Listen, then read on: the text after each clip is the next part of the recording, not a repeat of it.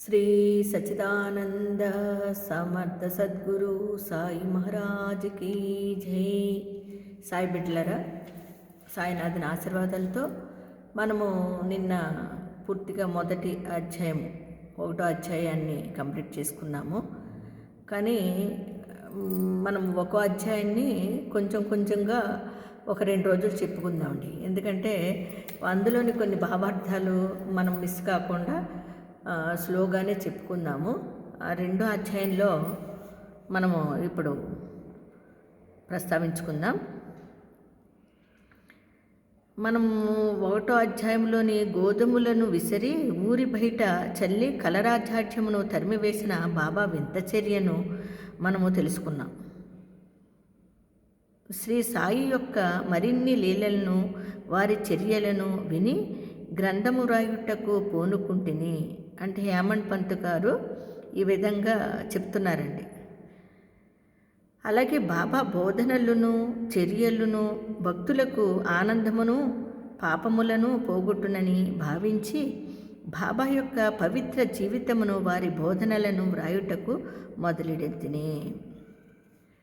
ఇక్కడ ఆయన ఎంత చక్కగానో మనకి వివరణ ఇచ్చారండి.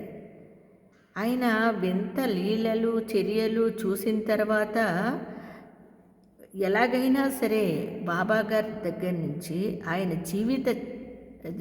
జీవిత విధానాన్ని తెలుసుకుని వారి యొక్క లీలల్ని వారి చర్యల్ని కూడా భక్తులకి అందచేయాలి అనుకున్నారంటండి. ఆయన పాపం చాలా ఆనందం కదా మనకు కూడా.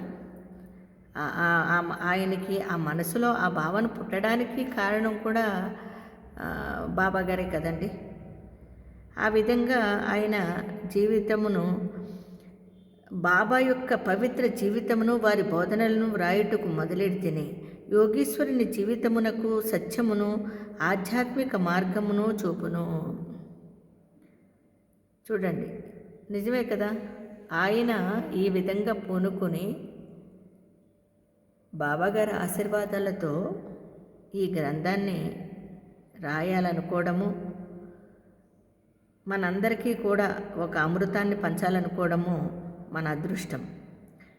హేమంత్ పంత్ ముందుగా గ్రంథరచనకు తగినని సమర్థత గలవాడునా కానా అని భయపడుతూ, చూడండి అంత ఆయన కూడా భయపడ్డారంట.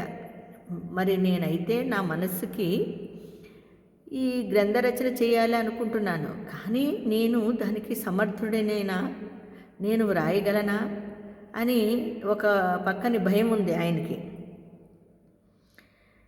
పరిపరి విధాలుగా యోచించి ఆలోచన చేసి సప్త సముద్రముల లోతును కొలవవచ్చును, ఆకాశమును గుడ్డలో వేసి మూయవచ్చును. అంటే సప్త సముద్రముల లోతును కొలవవచ్చును, ఆకాశాన్ని గుడ్డలో వేసి మూయవచ్చును, కానీ యోగీశ్వరుని చరిత్ర వ్రాయుట బహు కష్టము. పాపం ఇన్ని రకాలుగా ఆయన ఆలోచిస్తున్నారండి. మరి నేనైతే నా మనస్సుకి ఆ బాబా గారు ఆయన జీవిత చరిత్రను రాయాలని మనసు కనిపించినా ఈ రకంగా నేను వ్రాయగలనా? యోగీశ్వరుని చరిత్ర రాయుట మరి ఎంత కష్టమో, ఇది పెద్ద సాహసమో నాకు తెలియను, కానీ నలుగురిలో నవ్వుల పాలు కూడా అవుతునేమో అని భయపడారంట పాపం ఆయన. అంటే నేను ఈ నిర్ణయం తీసేసుకుంటే ఒకవేళ నేను రాయలేకపోతే నలుగురు చూసి నన్ను నవ్వుతారేమో, నేను నవ్వుల పాలు అవుదునేమో అని కూడా ఆయన భయపడ్డారండి. అందు శ్రీ సాయిని అనుగ్రహము కోరి ప్రార్థించి తిని ఇన్ని రకాలుగా చింతిస్తూ ఆయన బాబా గారిని ప్రార్థించారంటండి.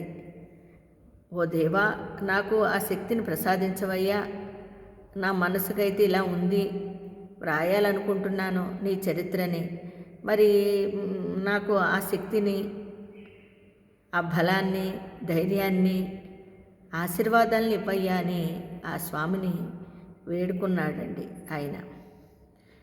మహారాష్ట్రలో ఒక కవి యోగుల చరిత్రను రాసిన వారిని భగవంతుడు ప్రేమించునని యోగీశ్వరుడు జ్ఞానేశ్వర మహారాజు చెప్పి ఉన్నారు. యోగుల చరిత్ర వ్రాయ ఎవరికి కుతూహలము పడెదరో, ఎవరైతే కుతూహల పడెదరో, అంటే రాయాలని ఒక తపన పడెదరో వారి కోరిక నెరవేరునని వారి గ్రంథములో కొన్ని చెప్పి ఉన్నాయంట. వారి గ్రంథములో కొనసాగునని, యోగులే అట్టి పనులకు ప్రేరేపింతురని, భక్తుని కారణమాత్రునిగా ఉంచి వారి వారి కార్యములను వారే జరిపింతురు. చూడండి, ఇక్కడ ఏంటంటే యోగులు ఆయనకి అలా రాయాలనిపించడానికి నిజంగా కారణం ఏంటంటే, అలా రాయాలని ఎవరికైతే కుతూహల పడతారో, ఎవరైతే ఇష్టపడతారో వారి కోరికలు నెరవేరేలాగా అవి కొనసాగి వారు గ్రంథాలని వ్రాయగలిగేలాగా యోగులే ప్రేరణ కలిగిస్తారట. కడిగించి ఆ భక్తులకి అలాగ అనిపిస్తారంటండి. అంతే కదండి. ఇప్పుడు మనం కూడా అంతే కదా. భగవంతుడు మనసులోని నిజంగా గట్టిగా నమ్మకంతో విశ్వాసంతో మనము భగవంతుని వేడుకుంటే మన కోరికలన్నీ నెరవేరుతాయండి. సంశయంతో ఉండకూడదు ఏ విషయంలోని. అదే వేగా ఆయన అన్నారు, యోగులు అంటే ఒకరు చెప్పారంటండి ఆయనకి, ఇలాగ యోగుల చరిత్రలను రాస్తే ఎవరైతే కుతూహల పడతారో వారి కోరికలు నెరవేరుతాయట, వారు గ్రంథములను వ్రాయగలుగుతారట. యోగులు అట్టి పనులకు ప్రేరేపింపబడతారట. అంటే ఆ యోగులు వీళ్ళకి సహాయపడతారు వ్రాయడానికి. ఏ పని చేయడానికైనా వాళ్ళ ప్రేరణ వీళ్ళకి లభిస్తుందంటండి. భక్తుని కారణమాతురునిగా ఉంచి వారి వారి కార్యములను వారే జరిపించుకుంటారు. అబ్బా, ఇక్కడ చూడండి ఎంత గొప్పగానో. ఆయన ఎన్ని రకాలుగా ఆలోచించి ఇంత చేసి ఆ చరిత్ర రాయాలి అని ఎన్ని రకాలుగా చింతిస్తూ ఉంటే, ఒక యోగీశ్వరుడు ఆయనకి ఇంత గొప్పగా చెప్పారండి.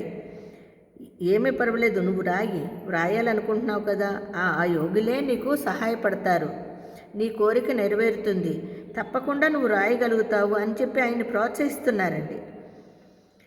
వారి వారి కార్యములను వారే జరిపింతురు. అలాగే 1700 శకముల సంవత్సరములలో మహీపతి పండితుడను యోగీశ్వరుడు చరిత్రను రాసి యోగులు అతనిని ప్రోత్సహించిరంట. అది కూడా ఎప్పుడు 1800 సంవత్సరాల్లో దాసగణ యొక్క సేవను ఆమోదించిరి. మహీపతి 4 గ్రంథములను రాసిరి. ఆయన కూడా మహీపతి అనే పండితుడు 4 గ్రంథాలు రాశారంట. అవి భక్త విజయము, సంత విజయము, భక్త లీలామృతము, సంత లీలామృతము అనున్నవి 4 గ్రంథాలు రాశారంటండి. ఎవరు అంటే 17 సంవత్సరముల మహీపతి పండితుడు అనే అతను. ఆ తర్వాత 1800 సంవత్సరములలో దాసగణ యొక్క సేవను ఆమోదించారంటండి. ఆమోదించి మహీపతి ఈ 4 గ్రంథాలని రాశారు. ఏంటవి? భక్త విజయము, సంత విజయము, భక్త లీలామృతము, సంత లీలామృతము అనున్నవి. దాసగణు రాసిన భక్త లీలామృతము, సంత కథామృతమును మాత్రమే ఆధునిక యోగుల చరిత్రలు వీని యందు గలవు. మీకు ఎవరికైనా ఇంట్రెస్ట్ ఉండి వాటిని కూడా మనం తెలుసుకోవాలనుకుంటే దాసగణు రాసిన భక్త లీలామృతము, సంత కథామృతమును మాత్రమే ఆధునిక యోగుల చరిత్రలు వీని యందు గలవు. వాటిలో ఉన్నాయంటండి. భక్త లీలామృతములోని 31, 32, 33 అధ్యాయములందును, సంత కథామృతములోని 57వ అధ్యాయమునందును సాయిబాబా జీవిత చరిత్రయు వారి బోధనలు చక్కగా విశదీకరింపబడినవి. ఇవి సాయి లీలా మాసపత్రిక సంపుటము 17వ సంచికలు 11, 12 నందు కూడా ప్రచురించిరి. చదువరులు ఈ అధ్యాయములను కూడా పఠించగలరు. శ్రీ సాయిబాబా అద్భుత లీలలు బ్రాంధ్రా నివాసియగు శ్రీమతి సావిత్రిబాయి రఘునాథ్ తెండూల్కర్ చే చిన్న పుస్తకములోని చక్కగా వర్ణించబడినవి. ఎవరైనా ఇప్పుడు నేను చెప్పిన విధంగా సాయి లీలా మాసపత్రిక సంపుటం అంటే 17వ సంచికలు 11, 12 నందు కూడా ప్రచురించారటండి. చదువర్లు ఈ అధ్యాయాలను కూడా పఠించగలరు. శ్రీ సాయిబాబా అద్భుత లీలలు బాంద్రా నివాసియగు శ్రీమతి సావిత్రిబాయి రఘునాథ్ తెండూల్కర్ చే ఒక చిన్న పుస్తకములో చక్కగా వర్ణించబడినవంట. ఇవన్నీ కూడా దాసగణ్ గారు కూడా సాయి పాటలను చక్కగా మధురముగా వ్రాసినారు. ఆయన కూడా పాటలు రాశారండి బాబాగారి మీద. మనము హారతి పాటల్లో కూడా దాసగణ్ గారి పాటలు ఉన్నాయి. మనం గమనించి వాటిని కూడా మనము చదువుకోవచ్చు. ఆయన కూడా చాలా మధురంగా వ్రాసారండి. గుజరాతీ భాషలో అమీదాస్ భవానీ మొహతా అను భక్తుడు కూడా శ్రీ సాయి కథలను ముద్రించినారు. చూడండి, గుజరాతీ భాషలో కూడా అమీదాస్ భవానీ మొహతా అను భక్తుడు శ్రీ సాయి కథలను ముద్రించినారు.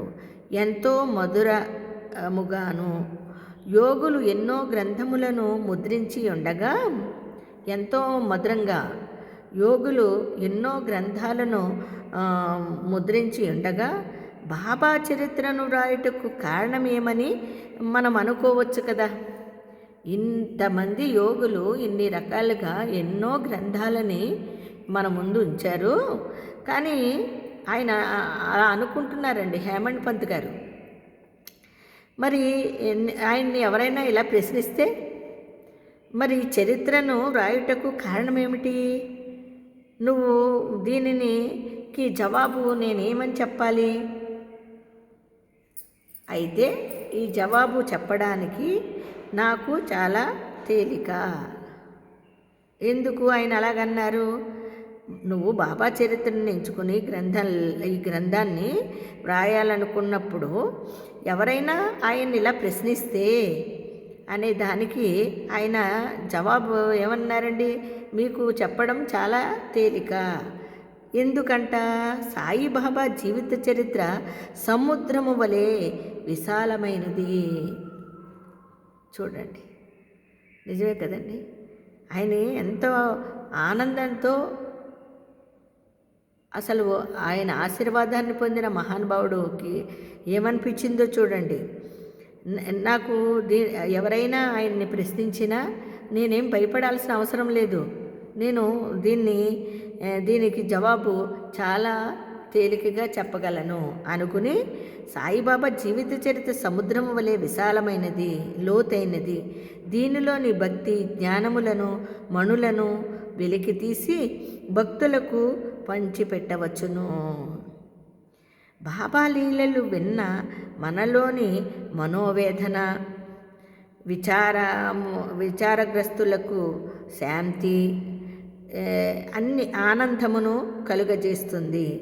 ఇహపరములకు కావలసిన జ్ఞానమును బుద్ధిని ఇచ్చును.